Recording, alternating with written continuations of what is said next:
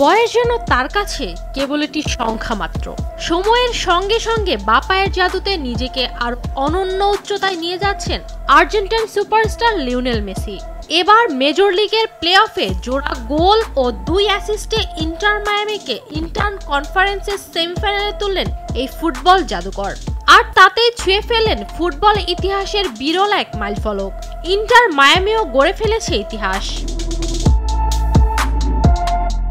Best of 3 সিরিজে ন্যাশভিলকে 4-0 গোলে উড়িয়ে দেয় ইন্টার মায়ামি। ম্যাচের নায়ক নিঃসন্দেহে মেসি। প্রথম গোল করেন ম্যাচের 10 মিনিটে, এরপর 39 মিনিটে দুর্দান্ত এক ফিনিশিংয়ে পূর্ণ করেন জোড়া। তবে মাইলফলকটা গড়েন তৃতীয় ও চতুর্থ গোলে অ্যাসিস্ট করে।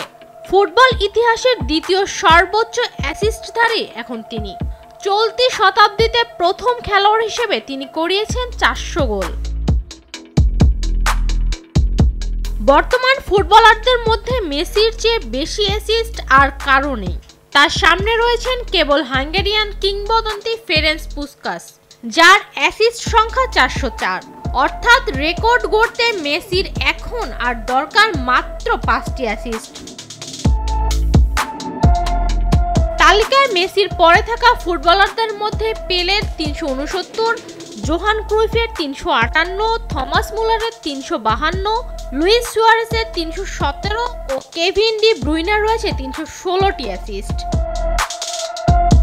নিবেদিতা বিনতে ওয়াদুদ, RTV।